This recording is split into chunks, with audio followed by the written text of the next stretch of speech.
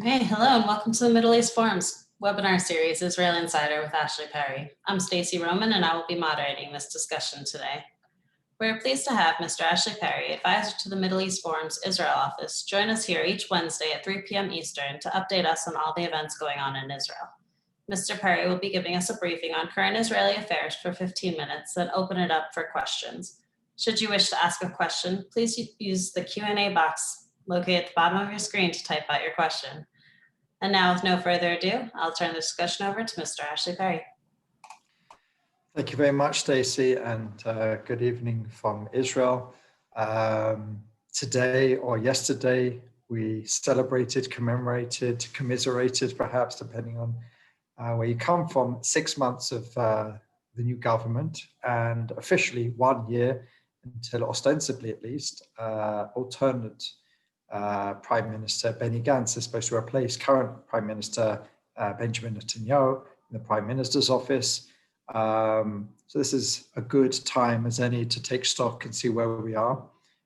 Very few people would think that there's any chance. In fact, I think even polls were taken, which shows that very, very few Israelis believe that Benny Gantz will be Prime Minister in a year when the handover is supposed to take place. In fact, many people believe that elections are actually going to come much sooner than that and may even be called in a few weeks in December.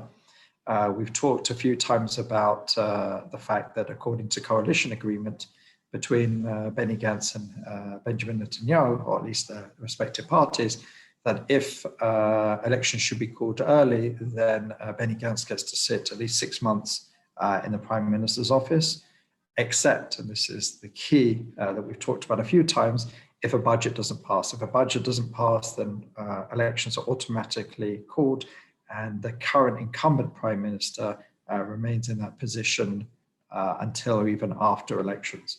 What that means is that there is an opportunity for Prime Minister Netanyahu to stay in the Prime Minister's office and seek elections to perhaps get him out of this government which he's not happy about, and maybe increase his power, at least seek a right-wing government with more quote-unquote natural partners. So the question is, what's going to happen in 1 month, a little bit more, let's say 5 weeks, when the state budget, the time to pass a state budget expires. And if one is not presented and voted on, by the way, it's not just it needs to be presented. Budgets can take weeks in themselves to be voted on, let alone presented, and there's no movement whatsoever apparently on a budget. There is talk behind the scenes of some early discussions or whatever, but it's clear that a budget is not forthcoming. So it seems very, very likely, that's my impression, very, very unlikely that Prime Minister Netanyahu has decided that we are going to elections in December, which means that the actual elections will take place in March. And why do I say that, or why do a lot of people think that? There are a few things. First of all, in the background, in domestic politics, let's start internationally. I think the fact that it's clear now that President Trump will not be continuing, and there'll be a new president, a new White House, a new administration, which will certainly be a lot less friendly to Prime Minister Netanyahu, or what he will see as less friendly than President Trump. And I think that elections after March will mean that President Biden will certainly have time to come round to the Middle East peace process, an issue which he's dealt with before. And he certainly won't be as friendly, as we said, with Prime Minister Netanyahu. Already the Palestinians are welcoming Biden to the office. And it's clear that there'll be a different outlook. Again, we spoke about this last week. I don't see that it will be the levels of hostility, mild hostility between the two administrations. I don't think we'll see that. But we certainly could see some of the faces involved with the Obama administration's decision-making, and it will certainly be a far more uncomfortable time for Prime Minister Netanyahu. And as we saw under the Obama administration, Prime Minister Netanyahu was pushed into all sorts of positions which he certainly did not want to take: a 10-month moratorium on settlement building, recognition of a Palestinian state, and even laying out a vision, being pushed to the table with Mahmoud Abbas, releasing terrorists, allowing funding for the Palestinian Authority and even Hamas and all sorts of other steps, which he certainly wasn't comfortable for. So, to go to elections in March, where probably there won't be too much pressure just because it'll be early in the term, is much better than going later on in the year, because the other option of going to elections without having to hand over a position is going to elections in March and then 3 months or 100 days beyond that. And that's much further into the calendar of President Biden. I'm sure by that time, even though he'll have coronavirus, economy, many other issues to deal with, I'm sure he'll come around, or at least his administration will come around to the Middle East, and probably there'll be some level of pressure on Israel, or at least he won't get the quote unquote goodies that he got under President Trump. Also, perhaps even in the lead up to the March elections, with President Trump at least in office for another, 2 months, there is a very strong possibility that Netanyahu can get something out of him. Maybe it's an agreement on settlements, maybe it's recognition of something. It's clear that the long talked about sovereignty is off the table. I don't see any other country, with a lame duck president coming to the table and normalizing relations with Israel at this stage. So it'll probably be something relatively small, at least on the international scale. And what that will probably mean is some recognition here or there. Mike Pompeo, Secretary of State, is in Israel at the moment. He's going to visit a few places over the Green Line, including the Golan, including Judea and Samaria. So it's possible he may have even come with something himself. On the Iran issue, that's been talked about a lot. Today, the Bahraini foreign minister was in town. There was a three-way summit between the Bahraini and the American foreign minister, Secretary of State, and Prime Minister Netanyahu. And the thing that was talked about the most is Iran, how these normalization agreements are isolating Iran.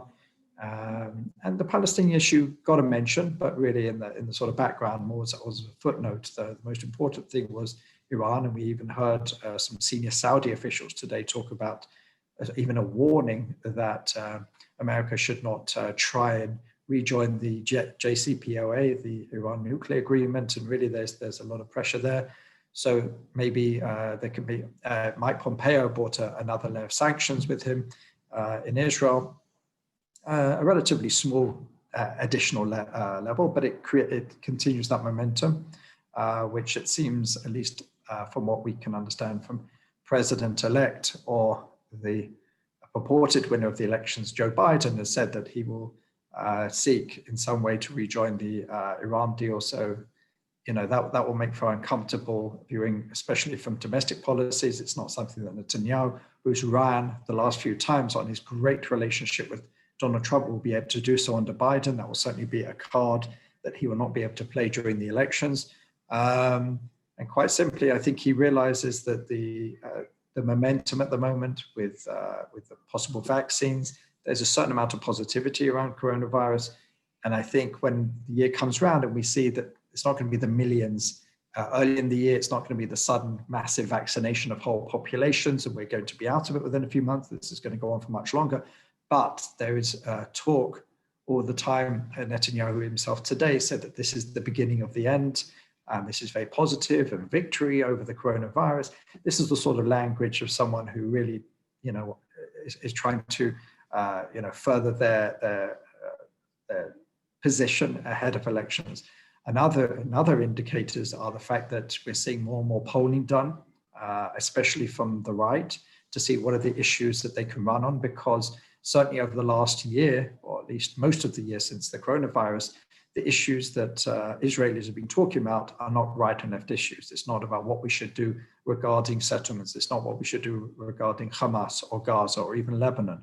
Again, these issues come up every now and again, but these are not the most pressing issues, as they are not for many populations around the world. The issues are the economy, how we're going to get out of coronavirus, et cetera, et cetera. So Netanyahu is trying to play up his achievements on the coronavirus. I think it was Moody's that allowed Israel to keep its very high level rating, which was certainly played up very strongly by Netanyahu. And another thing, was it last night that Israel attacked an Iranian based in Syria. And quite extraordinarily, not only did they take direct credit for it, they actually released a video of the attacks themselves, which is fairly unprecedented, and again, an indicator of the fact that the current Israeli government wants to get a lot of credit on some of these things. But what we're seeing also beyond that is the fact that there's a lot of polling being done, asking what are the questions that are important to you. These are the sort of questions that come up around elections. Other things are we see Likud members of Knesset and other people who like to become members of Knesset. We're starting to spam everyone again with SMSs, support this person is great for you, this person should be on a high position in the Likud, etc., etc. And we see a real jostling of parties. We see talk of whether Bennett will run with Smotrich again and the Yamina party, and it's quite now the latest talk tonight is whether the Labour Party will be folded in to blue and white. And there was a poll released that showed that the Labour Party could gain blue and white another 4 seats. Without the Labour Party, they'd be on 10 seats. With the Labour Party, it'd be 14 seats, which is quite significant because the Labour Party on its own, with Amir Peretz at the helm, will not pass the threshold. So the fact that all of this is happening, and today we heard, in fact, only a couple of hours ago, we heard talk of the fact that Minister of Defense, Benny Gantz, is considering, I think the word that they formalizing an investigation in the defense ministry into what's called the submarine affair.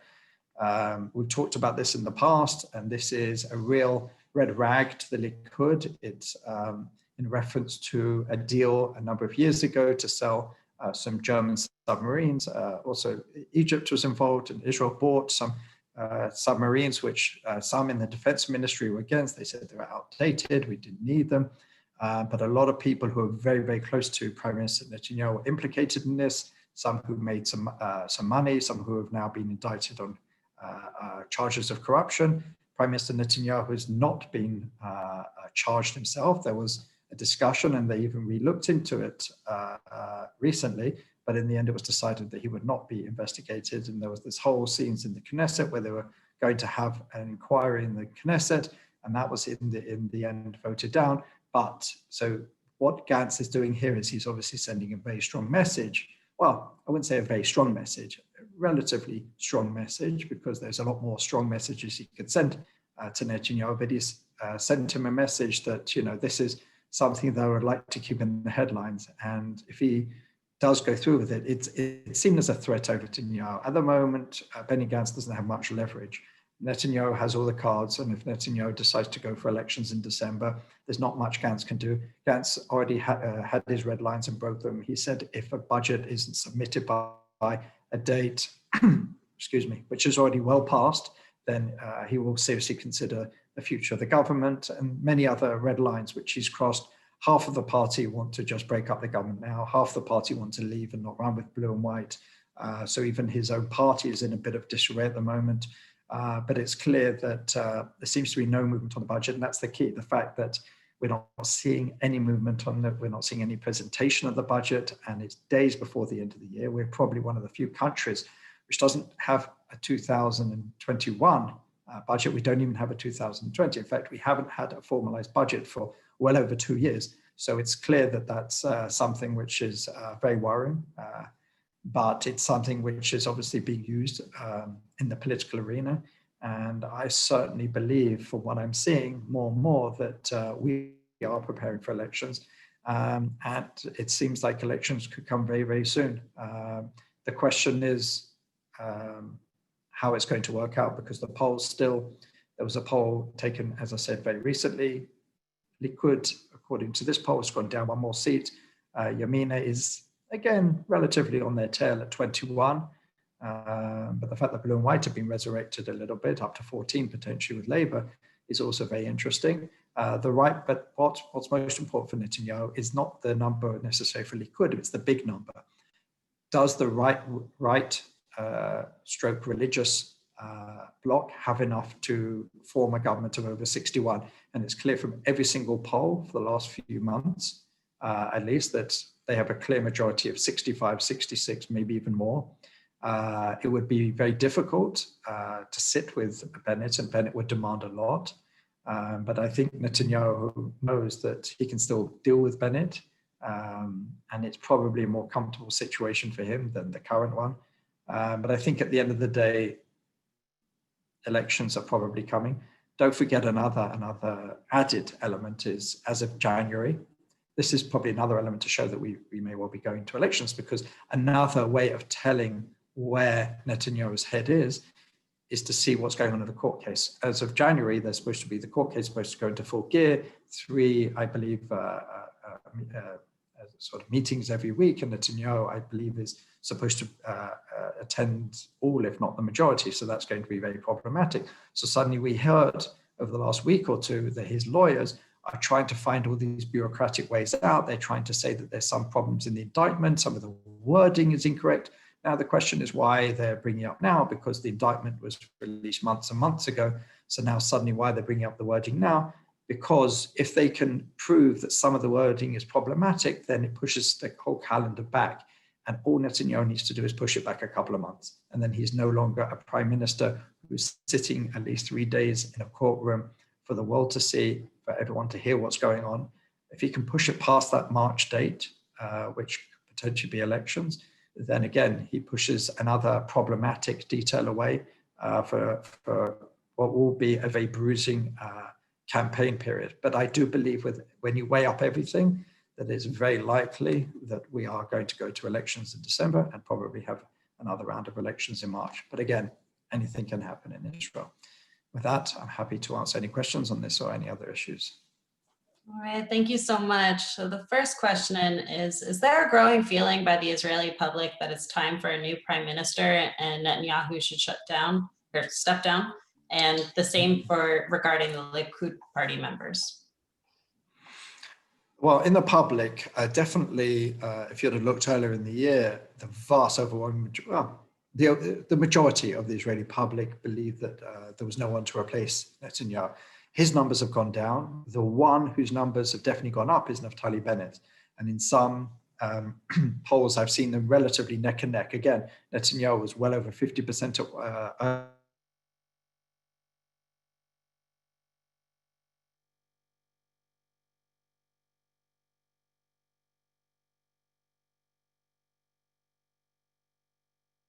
the majority, not the majority, because that's not the way the Israeli political system works, but he would get the largest number. The Israeli public is starting to think of a time beyond Netanyahu. In the Likud party, he's fairly untouchable. Likud have never replaced a sitting chairman, whether it's Menachem Begin, whether it's Yitzhak Shamir, or was it Ariel Sharon, who basically defected, and Netanyahu. They basically never voted out one of their prime ministers or one of their chairmen. So I don't see it happening from within. And also Netanyahu's been very clever to control all the relevant Likud bodies and committees. So it would be almost impossible at this point to get him out, even if you could find someone who would dare to run against him, which I don't see happening. And even quietly under the radar, he's ensured that he doesn't need to sit again for another primary before any upcoming elections. Understood, thank you. And if Benny Gantz were to become prime minister, how much change in Israeli policy, if any, would occur? Well, it's quite wide, because Israeli policy is, we can talk about economic, social, education, health, security, diplomatic. There are differences. They're not as stark as some would like to have. Benny Gantz is, let's say, centrist on diplomatic views or even economic views. Netanyahu's right of center, or even ever so slightly right of center on many of these issues. So I don't think there'd be a massive difference. We'd see certainly a difference in tone. We'd see a difference in the way the country's managed. And the fact is, I think what would be most important, this is why I think it's key for Netanyahu to ensure that Benny Gantz doesn't even get that 6 months, is because once this kind of, for want of a better word, this spell Netanyahu has been broken, when if Netanyahu, even for a few months, would leave Balfour, which is the Prime Minister's residence, when he would leave the Prime Minister's office and someone else would suddenly be seen as Prime Minister, that would harm him, because there is this feeling. The one thing that Netanyahu has had going for him, even those who don't love him, let's say, is the feeling that there's no one else who could do it. No one else can see a Prime Minister. Don't forget, he's been in the office 12 years and he even held office before that. So very few, many Israelis just, they remember a time before, but it's been so long that they sort of think, okay, the country is okay, things are okay, so let's just carry on. Why risk the situation? Israelis are very conservative like that. So I think the moment that someone else would step into that picture, step into those shoes, hold the office of Prime Minister, even for a few months, it would break a certain spell. And I think that would be very damaging for Netanyahu's campaign, which relies very much on that image of no one else could hold this position. So I think that's why he's fighting very, very hard. But whether Israel's policies on many of these issues would suddenly change, not markedly, because the Israeli political spectrum at the moment, with some of the leaders, are not that quantifiably different one from the other. So the question in here is, the UAE, Bahrain, and Sudan just voted against Israel in the UN. Is there any reaction to that? No, it's unfortunately expected. There are countries which we have extremely good relations with, whether it's in Africa, Latin America, or Europe, that vote against Israel time and time again. I mean, if you see, in the General Assembly, apart from the US, which is the most constant nation to vote with Israel, we see smaller countries in the South Pacific, or smaller countries around the world. What Israel has managed to do in the last few years, at least, is managed to have some nations abstain. Every so often, depending how harsh the resolution is, you do find other countries like maybe the Czech Republic or some others who do vote with Israel, some even in Africa. But we understand the way that the United Nations works. It's very much a quid pro quo, and the fact that there's all these bodies, the Arab League, there's the Conference of the Islamic grouping, there's 57 states, and they're non-aligned and all this sort of thing. And Israel's one country, and to vote against Israel is very easy. There's very little comeback, but to vote against some of these blocs is very problematic, especially when you want to seek office in multilateral institutions. So we're not happy about it in Israel, and we certainly like to see a change in this behavior, and we are starting to see a slight change here and there, but at the end of the day, it's not going to threaten our relations. It hasn't threatened relations with any of the countries, and certainly Israel is not going to make a big deal out of the fact that they continue to vote with their Arab allies and on many of these issues in the UN. It wasn't unexpected. Maybe in the future we'll start to see at least some abstentions from some of these countries, possibly on some resolutions, but I don't see that happening in the near future. Understood. What would Israel think if President Trump followed through on some type of military strike against Iran before the end of his term, which has been discussed in the news recently? That's a very hard one to judge, because what does it mean exactly, a military strike? There could be relatively minor military strikes, and there could be a major military strike. It's impossible to say. I'm sure, I'm assuming that if there was anything like that seriously being considered, that there would be consultation. Perhaps, who knows, maybe it's something that's being spoken about as we are speaking at this moment between Secretary of State Pompeo. I doubt it. It seems like it was an idea floated, but it was shot down by many of the administration's people. I don't see it happening, but one never knows. And anything that derails or pushes back the Iranian nuclear weapons program is certainly seen as positive in Israel, but I guess it would depend exactly how it was carried out and to what level and coordination, et cetera, et cetera. But my feeling is I don't see it happening. Thank you. What is the significance of the PA reestablishing their cooperation with Israel and the US? I think it's basically an olive branch to Biden It's nothing to do with Israel. It's it's an excuse that sovereignty is off the table. Sovereignty has been off the table for a while, and it was never seriously on the table, despite the talks about it. It's obviously seen as a sort of gesture to the incoming Biden administration. Let's start again. Also, the Palestinian economy is doing terribly. So by reestablishing these contacts, Israel is then able to push across the money that it collects for the Palestinian Authority, and it's obviously a much better situation for the Palestinians. So I think they were just looking for an excuse, and I think Biden winning the elections is seen in Ramallah as a very, very positive thing, and I think that they want to throw an olive branch out and say we're not holding anything back. We are ready to do whatever is necessary, and we're happy to have security coordination with Israel, and we're even happy to go for more. It's clearly, not what's happened over the last 4 years, and they've very much stayed away from anything like that. But I think that they certainly see as a very positive what's going on in America, and I think that they want to send that olive branch out to the new administration. Thank you. In our last few moments here, jumping back to Iran, can you give us your thoughts regarding the events of last week involving Iran, the leak of the assassination in Iran of the #2 leader in Al-Qaeda, and the announcement of Israel today that it attacked Iranian assets in Syria? I think you did touch on that already, but right.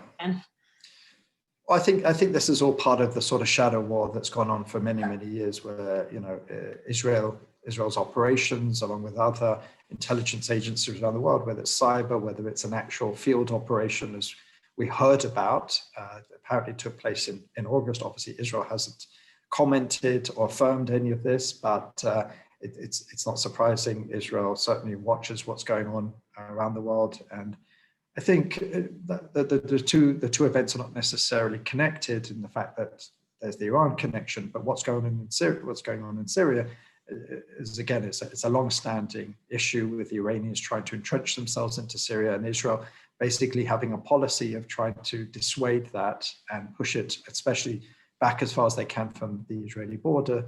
I think there was even some munitions found on the Israeli side of the Golan this week. So there's, it's something which definitely the Defense Ministry in Israel and the Security Cabinet is watching very, very carefully. And I think they will take any opportunity in Syria to try and stop that Iranian entrenchment. What as I said, is very different is the fact that they admitted it openly and even shared information. I said part of it, I believe, is with elections in mind, but there's also a message for the Iranians to show, we're not playing games anymore. We're going to, admit to this attack. It was us. We want to show how easily, relatively, we can do it. And I think that's why they released, why the IDF at least released the videos of the attack. And I think it was a message to Tehran that, we will take any action necessary. And I think the operation in Tehran with the Al-Qaeda #2, I think is a similar message, not just to Iran, but to Islamic fundamentalist terrorist organizations around the world, that any threat to Israel will be dealt with very harshly. So I think the two events were separate, they weren't connected, but they send a very similar message to Israel's enemies around the world. Going back to the message being sent, do you think it also may have been to the US regarding a possible switch in presidency? Well, the one in Tehran took place in August, a long time ago, a long time before we knew the results of the elections. But the attack on Syria, I wouldn't say necessarily that. So perhaps Israel will think that they have a freer hand with the Trump administration, although I don't think that the Biden administration, again, we don't know exactly how it will look, but I think as far as Iranian, actions, problematic presence in Syria will not be one that they will necessarily deter Israel.